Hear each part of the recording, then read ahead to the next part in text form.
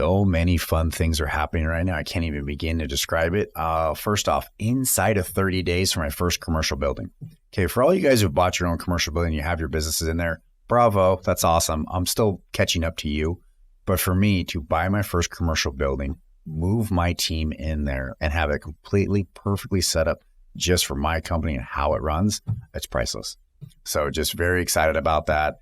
We just had through our last TI budget, actually came in under budget a little bit. You know, we had set up TIs just around $750,000, came back around $680,000, $670,000. So we're under budget, looking good, just everything's excited. So looks like we're going to break ground mid-November and then turn it over in February. I say break ground, that's wrong because we're just doing TI work. The building's already there, but just super excited. A lot of so many good things on that one. So I'm just, you're going to see me walk around with a grin for the next 3 weeks. That's why it's just everything coming together and it's coming in place. So all good things. So I'm going to dive deep into the personal track today on this podcast. And I'm going to talk about what happened to me over the last couple of weeks and then the whole fun thing of respond versus react. Now, for those who've never heard respond versus react, I'm going to tell you, if you ever take an anger management course, you're going to learn that. It's chapter 5 of the 10 steps of anger management. Is called respond versus react. So for people who don't really know me, I'm wound up like a top. I can pop at any given time. I'm super cranky because I'm trying to get something done. And every single time there's an obstacle that gets put in front of me, I get more cranky because I don't get to do what I want to do and get my checklist that I had put in front of me for the day before. So in my late 20s, somebody told me, said, hey, you should take an anger management course because you pop off pretty fast. Okay, fine. So I look up what, anger management classes in my area. I go down, I sit down, they give me a little book and I look around, there's 8 other guys in the room with me and they're all court ordered. Every single one is court ordered. I'm the only one that's actually paid for this to better myself. So of course, the first thought in my head was, why am I here? This is silly. I should leave. But I stuck with it for the 3 2-hour classes, so 6 hours. And we went through this booklet. Most of the stuff was common sense. I forgot almost all of it. But one of them, chapter 5, was respond versus react. And I have to admit, not only did the title catch my attention, but I said, okay, what's this all about? And I'll tell you, when somebody says something to you, you have a choice to respond in a normal tone, or you can react to the information they give you. So if you stub your toe, you can react and hop up and down and start screaming, or you can respond and go, oh, that hurt a lot. I should pay attention better and not have it affect your day. So responding, of course, is a lot better than reacting. It's a trait that as we get older, we need to perfect, we need to hone and make sure we're doing better. So now let's back up 3 weeks. And I'm going to tell you exactly what happened in my life. And then you guys can decide whether I responded or I reacted. 2.5 weeks ago, I took off to Florida for a conference. I flew out early Wednesday. I landed on Wednesday night because of the time zone difference, got some dinner and checked into my hotel and called my fiance and said, hey, how's everything going? She goes, well, we had a problem here and I don't want to tell you. Now, anybody that knows me knows my number one pet peeve is leave me in the dark. You leave me in the dark and not tell me something and somebody else knows something about my inner circle that I don't know, instant piss off. Let me decide whether I'm going to respond or react, but don't keep it from me. So she goes, I'm not going to tell you. I said, great. Now I'm going to worry about this for tonight, the next couple of days. So I get back home on Sunday, spit it out. What happened? She goes, promise me you're not going to get mad. And of course you lie and you say, I promise I won't get mad. Go ahead and tell me. So as she tells me that my son has crashed the truck. And I go, great. I said, okay. First question, did anybody get hurt? She goes, no one's hurt. It happened in a parking lot. He wrapped it around a pole. So instantly my brain goes to, okay, they're hot dogging in a parking lot. They screwed up, lost control of the vehicle and smashed it in a pole and T-boned the pole or something of that nature. And I said, send me a picture. And she goes, no, I won't send you a picture. And I'm like, this is only going to make matters worse. Please send me a picture. So she finally does. And I look at it and I go, you got to be kidding me. Now, what you guys don't know is I bought this truck brand new in 2008. It's a Toyota Tundra. It's limited. It has every bell and whistle you can absolutely have on it. Took me 8 months from the time I ordered to actually receive the truck. It has features in '08 that they didn't offer together. I had to custom order the truck. For 14 years, this car has had one knuckle dent and 3 scratches on it, and that is it in the 14 years I owned it. My son, in the 6 months of owning this truck, has crashed the vehicle 3 times. He pulled out on a red and just took the front bumper off. Then he parked it too close to another car and pulled out and took the front bumper off again. And this third time, which turns out he handed the keys to a friend, and the friend took the pole too sharply and took the whole side of the bed and the car off. So inside of 6 months, this kid has destroyed my baby that I've had for the last 15 years. So my knee-jerk reaction was to react and fly off the handle. But the damage had been done. What's it going to do anything? So I chose to just say, he's okay. We'll figure out the details later. I'm going to go to bed. Don't feel like talking about this anymore. I'm on the phone. Now, luckily for my son, I will say I was in Orlando. I'm pretty much halfway around the world, so I couldn't throw out a little freaking neck for killing my truck again for the 3rd time inside of 6 months. But I had 5 days to think about it. So I got home on Saturday night. I didn't even look at the vehicle. I just pulled in. I walked inside, made myself a drink, sat down, spent some quality time with my fiance, said hi to all the kids, acted like it never happened. The next morning I wake up and I'm like, okay, time to deal with all of this. And I walk out and look at the truck. And it's heartbreaking. It really is. If you have an emotional connection to one of your first I made it moments, then yeah, it's going to hurt to see it destroyed by somebody else. So I walk back in and I'm like, all right, I'm going to make this a teaching moment. I'm going to figure this out. I'm going to sit down and I'm going to talk to him. But before I do that, let me go out to the garage, grab a bottle of water, and I'll come back in. As I go out to the bottle of water, we have a little, I'm going to call it a janitor's tub. It's a little garage sink basin thing.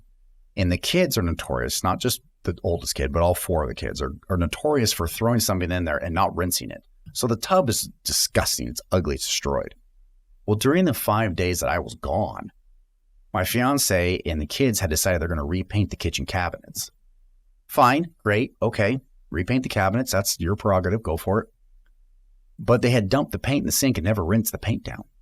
So it looks like a rainbow inside the sink, blues and grays. This is like the 5th or 6th time that I had asked them to rinse the sink. So I started to lose it. So I got back in. I'm all, get in here, sit down. This is what's going to happen. And I started it very, very angry. And within 30 seconds, I reeled me back in and said, okay, this is not helping. This needs to be a teaching moment. And so this is what I did. I sat my son down, sat my fiance down, and I said, okay, let's talk about this. There's, in my opinion, there's 5 worst things you can do with your life that's going to alter your life. And when I say alter your life, it means your life, the way you know it, will never be the same. It's going to come here, and then also you're going to have an alternate universe that continues to go on because you decided to make a problem or a decision over here that's going to alter your life. In my opinion, these are the top 5 worst things to do as a kid growing up. Number 5, going from least worst to the absolute worst. Number 5, hurt yourself. Maim yourself, take a finger off, an arm off, hurt yourself in such a way that you cannot walk or perform the normal functions. That's number 5. Number 4, crash your main and only mode of transportation. That is the vehicle that gets you from A to B, and so you can make good on the promises that you've made to your employer, to school, and everything else. Number 3, burn your house down. Lose your shelter of where you actually get to hold place your head on a pillow at nighttime. Number 2, get somebody pregnant. It will absolutely change and alter the course of your life for the rest of time. And number 1, the worst thing you can do on this planet, in my opinion, kill somebody. You're going to go to prison or to jail, and it's going to be a long life lesson that's going to alter your course of your life forever. So these are the top 5 things in my thing a kid can do to change their life. And number 4 is crash and wreck the vehicle, which he pulled off in spades. So I explain this to him. I say, this is not going to happen because when the truck gets fixed, I'm taking it back. Your gas card, give it back to me. You've lost that privilege. And now the insurance money, you're going to have to pay for it for yourself. I was picking up all 3 if you had been responsible. You chose to crash a car 3 times in 6 months. You're not being responsible. You're pretty much taking what we gave you for granted. You're spoiled, as a lack of a better term, and you're not understanding what a hand up, a mom and dad are giving you here. So this goes on, and we talk, and we have things, and he kind of nods his head, and he's not really good at showing emotion. So I said, okay, I hope you get it, and we move on with the day. And that was pretty much it. It was just kind of quiet. And then at the end, I said, by the way, you disrespected my sink as well. That's just ignorance and laziness. All you do is turn the water on for 30 seconds. It'll have been clean and pretty. So you're going to go scrub that. So he went and spent an hour scrubbing that tub, which could have taken him 30 seconds to rinse down. That was the end of the day on Sunday. Monday, I come home and I'm actually starting to work in the garage, and I find out that all the cabinets had been painted in the garage. I pull all the cabinets out, put them in the garage. I kind of helped set that up, so I knew it was in the garage. Well, we have a spray gun, and on that spray gun has a little tiny, what they call a modeler's model. And so what happens, it just puts a little bit of paint out. So to paint all the cabinets in our kitchen that we had, it takes about an hour to do a coat of paint. Well, there's also a big nozzle on this sprayer, and that's for painting fences, where you're putting a lot of paint out in a very quick amount of time. Halfway through them painting the cabinets, they switch nozzles to the big nozzle. Well, on the little painter's nozzle, little model nozzle, it shoots paint out like this far. On the one for the fence, it makes a paint plume of like 10 feet all around, and there's just overspray everywhere. So one of those, when we talk about I made it moments on one of our other podcasts, one of the I made it moments to have a big gun safe, really, really big gun safe, but I never had a place to put it. We just finished our 4-car garage. So the 2-car garage is completely barren. I bought a big, giant, 28-inch deep, 42 inches wide, 6.5 foot tall gun safe. This is a monstrosity. And it was a beautiful black. Now it's got overspray all over my gun safe. There's overspray all over my new epoxy floors that have been 30 days old. There's overspray over the cabinets, overspray over my stainless steel refrigerator in the garage, overspray over my 2 brand new front load washer and dryers. There's overspray over everything. So when I come home Monday and see this, I lost my ever-loving shit. I opened the door. I screamed his name as loud as I could. I'm all, get your ass out of here. What were you thinking? He's just staring at me. I'm all, get a brush. You're scrubbing for the next 4 freaking hours. I'm all, I hope that saved you 30 minutes of your life for 4 hours of cleaning. You couldn't be so dumb if you... I'm calling them names. I'm losing my shit. Now, did I respond or did I react? I reacted. I reacted to the situation versus just saying they made another error. It's now their job to fix it and get all the paint off everything. Instead, I belittled, I antagonized, I name called, I raised my voice. I pretty much did everything you shouldn't be doing when you are set with a situation such as that in front of you. So going back to that anger management that we talked about at the beginning, respond versus react. I responded well on Sunday. I gave him a good speech. I explained the situation and hope he had a teaching moment from it. On Monday, I reacted. Absolutely lost it. Well, let me show you what that reaction did. Let's do the aftermath of that.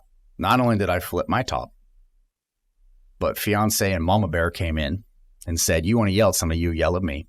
I'm already seeing red. I had another chance to respond or react, chose not to, decided to continue on with the reaction and started yelling at her. I looked at her, I'm like, you effed up. Look at this. Look at the overspray. How did you not see that when you pulled the trigger and there's just white everywhere? How'd you not know this is not a good idea? And I continued to lay into her. I haven't yelled at her in the 10 years we've known each other and for the 2 years we've dated. Never raised my voice, never yelled at her. But I chose to do it now, break that trust bond right there. Because I was already in reaction mode and pissed off. And she just gave me another target and I went, oh, I'm going to take this target too and go with it. That caused 48 hours of not talking to my household in silence, which is torture in a good relationship when you're in a strong health relationship, which I was in before my reaction. I had to eat crow and apologize for my reaction and not responding. I had to then think long and hard about what I really wanted because I chose my material things over the personality and the trust of my son and my fiance.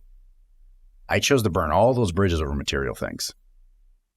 That's what I did, right? Everybody say, oh, you just overreact. It's just a reaction. But no, we made a conscious choice to choose the material things over the personalities and the relationships that we had at our hand. Looking back on as I get older, I do realize that there's not one time where you can react that's better than responding in a time of need or crisis. React in a happy nature where you hop up and down, you're excited. Yeah, 100% that's an awesome reaction. People want that reaction when they give you something nice. But we're talking when the chips are down, when you say for better or for worse, we're talking the for worse part. When those times come, if you cannot control your emotions and only respond, you're not that strong. And I'm sharing this with you because I'm not perfect. I'm far from perfect. I make errors all the time. The only difference between myself and some other people is I look in the mirror a lot. And every time I look in the mirror and go, how can I have done this better? How can I be better? How could I have made this person grow from this experience versus put their walls up and defend themselves? Because the more you react, the more they're going to defend. They're going to think twice about sharing something with you. They're going to think twice about letting you into their inner circle inside their heart. They're going to beef that defense mechanism up. And now you don't have a confidant. You have just a friend, or if they were a friend, you just have an acquaintance. It's only going to hurt you in the end. This is a life lesson. This is past business. This is past, your kids or a friend. This is a life lesson that you as an individual need to bring to the table and understand at all times, because if you don't respond and you only react, you're just going to get put out of a lot of circles. I got that lesson really, really hard from the person I love, adore. She's my best friend. She's my confidant. She's my partner in crime. Everything we do, we always do together. And I chose to retaliate and go against her because I reacted, because a couple things got messed up, which, by the way, inside of 4 hours and 3 of us cleaning, was all fixed, was all done. There was no permanent damage on anything. I was just mad I had to do it. And so I threw a little temper tantrum, being a 44-year-old male. And that's how we pulled this off. And this is where we got through today. So for today, I would tell you right now, please listen and learn from me. Please learn from me. And when you get really upset, take that moment to breathe and ask, is this worth the reaction? And if you truly ask yourself that question, I guarantee the answer is always no. Respond's going to be a whole lot better.